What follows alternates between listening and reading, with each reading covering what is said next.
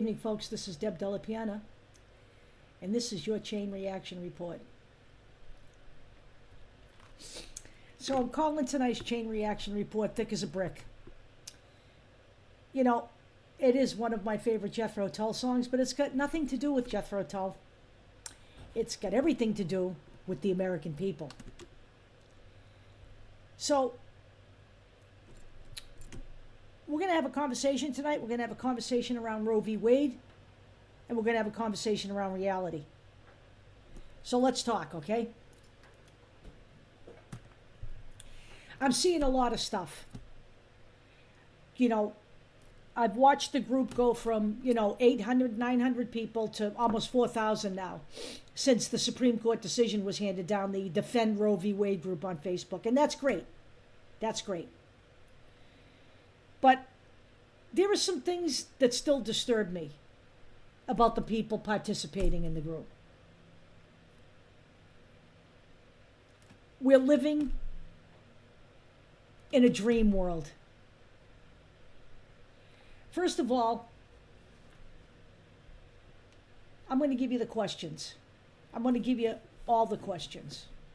Why can't we impeach the Supreme Court justices? Why can't we codify Roe still? Why can't we pass legislation? No lie. Even though we tried doing that maybe 2-3 weeks before Roe was overturned. The reason why we can't do it now is the same reason we couldn't do it then. Let me say it. We do not have a big enough Democratic Party majority in the Senate. We tried it. We tried it, and it failed in the Senate.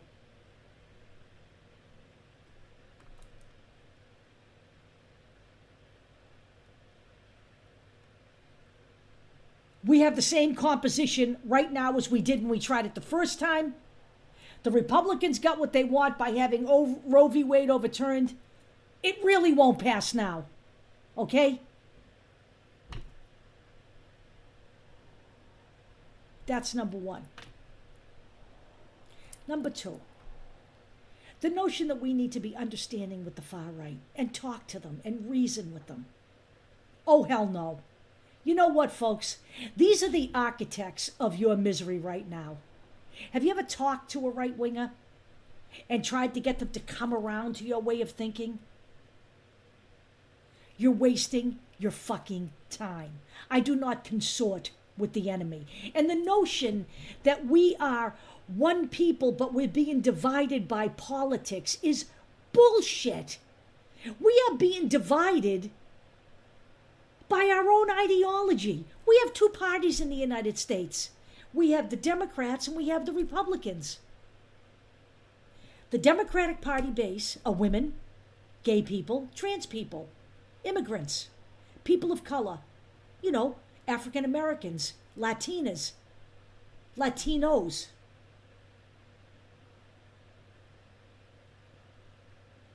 Okay?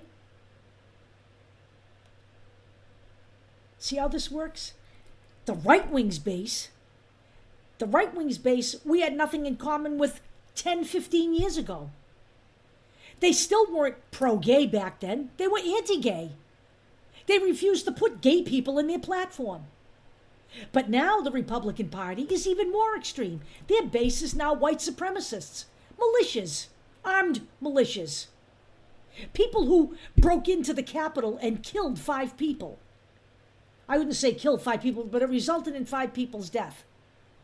People who believe Ashley Babbitt was a hero. Ashley Babbitt put herself in that position. She wasn't murdered. She was told to stop by an armed guard and refused.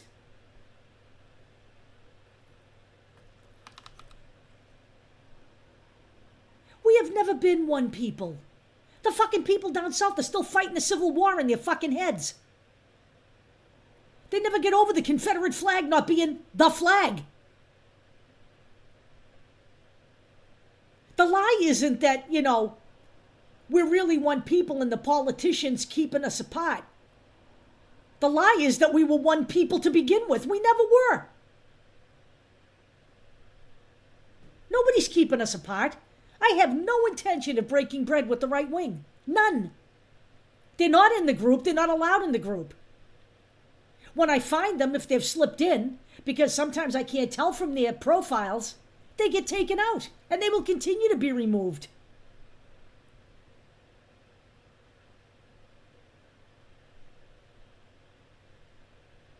Number 3, if it's on TikTok, it must be accurate, and other stupid thoughts.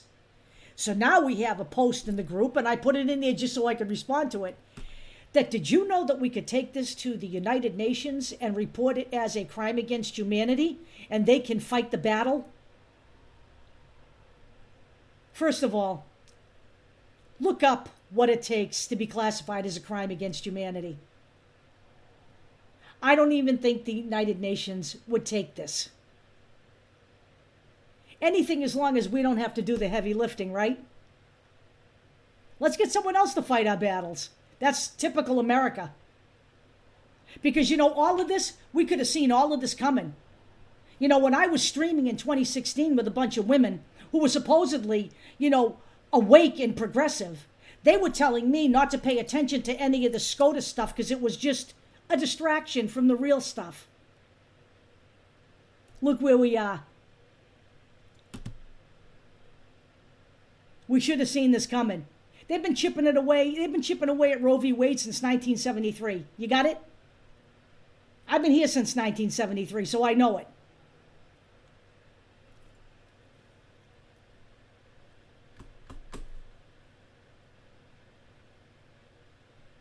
The United Nations isn't going to fight this battle for us. Okay? It isn't. I don't know what you think they're going to do. Overturn a United States Supreme Court decision? Or who are they going to put on trial at The Hague? Joe Biden? He didn't have anything to do with this. He's actually trying to remedy it. And he's telling you what you have to do. And it's the same shit I've been telling you. Vote in November. Get rid of the fucking GOP. That's what you have to do. You have to be out there now, actively, getting people to vote blue. And then, finally, the best of all, Gloria Steinem, who in my opinion should never have been the face of the feminist movement in America, and Meghan Markle are going to Washington soon to start the process of getting the Equal Rights Amendment added to our Constitution. I can't make this up. Who the fuck's going to vote for that? Do we think this particular grouping of Republicans is going to vote for that? They're going to vote for the Equal Rights Amendment after they are telling you right out of their mouths that they are the fucking American Taliban and they're here to put women back in shackles. So you're telling me that just because it's Gloria Steinem and Meghan Markle traveling to Washington, that that's actually going to have any impact whatsoever? The Equal Rights Amendment will not be put into the Constitution at any time while the GOP wields the power it does in this country. As soon as you decide that you've had enough with them, and I can't believe the American people, after 4 years of Donald Trump, after a million people dead in this country from COVID, a man who deliberately mishandled a pandemic for political gain, after watching him marginalize women and transgender people, a man who has had 26 credible accusations against him of sexual harassment and assault by women, I can't believe that we didn't come out of the gates quicker and give Joe Biden a big enough majority from the fucking get-go.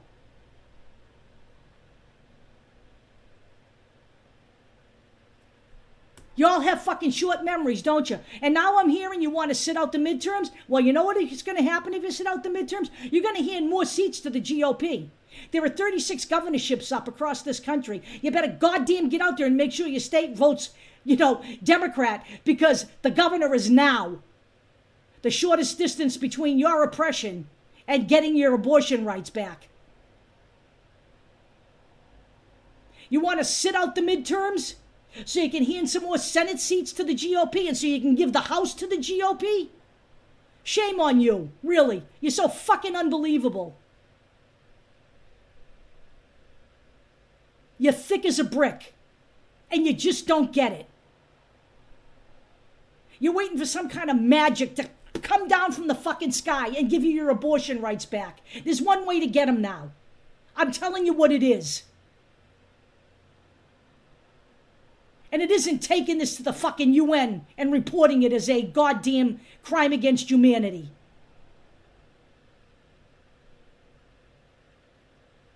I'll talk to you later.